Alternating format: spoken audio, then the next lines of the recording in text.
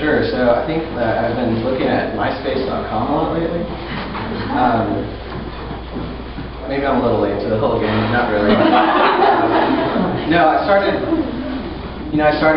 collecting animated GIFs because I was putting animated GIFs on Google Plus because you can't put animated GIFs on Facebook. It's a real shame. Animated GIFs are one of the most amazing forms of visual communication that are available on the web. They're so simple, and they're just very communicative, and they're very flashy and chintzy, and those are the sort of things that I love. But the more and more I started collecting them, the kind of gifts that I started collecting them, which were kind of like "Happy Birthday, Gangsta" to put on my friends' walls and stuff.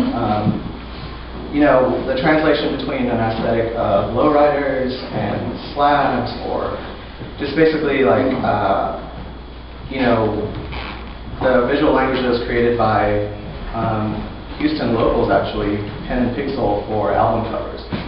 So how well that sort of visual culture translated to the web through animated GIFs was really incredible to me. And I think the first time that it was, you know, widely available to people was when myspace.com launched. When myspace.com launched, you could totally personalize your site or your page.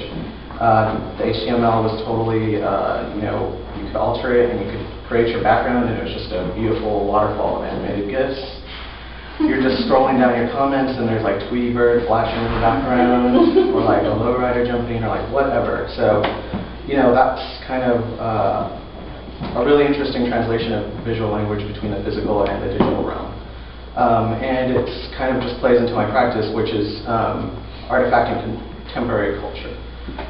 So that is something that can be seen anywhere. This tile piece was something that, you know, I was sitting in my chair at the barber shop that I go to in Austin, and they had this absolutely gorgeous linoleum tile floor that was a checkerboard turquoise white.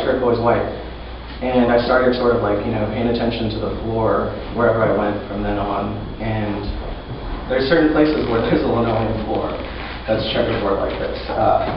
The other place that I saw it at was a pawn shop, and it was red and white, and it's absolutely beautiful. So, you know, something like a linoleum tile floor is might just seem like a cheap material, but it has a time and it has a place, and it has a, you know, a specificity to where it exists culturally. So things like that are things that sort of come into my practice and, you know, make the work what it is. The other things that I like to engage artists is, you know, obviously a tile piece on the floor, and it's kind of an obvious reference to Carl Andre. I feel like I was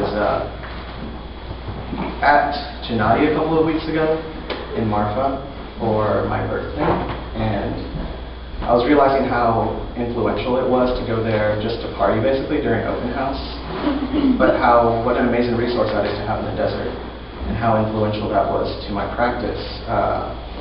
So, you know, something like taking Carl Andre's minimalism, and that's, you know, about bodies in space, and making you realize your surroundings in the gallery, and turning that into a sort of, you know, cultural critique, where you have this very specific tile piece that is making you think about where you are culturally, makes sense to me. So all that, along with drawings that I used to make on my textbook covers, on jackets, maybe the one on the left is a little bit altered. I feel like that's a new thing. And, you know, something that's as charged as, you know, just a Planned Parenthood logo, which, you know, in the last year I think that that's something that we can all relate to something at least, you know, or something that's like this sculpture which is made out of just OSB and digital posters that are in the style of pen and pixel. So all of these things sort of like clashing together and trying to put you in a place, or trying to take you somewhere that's outside of the gallery, without sort of, you know, dragging you in any specific direction.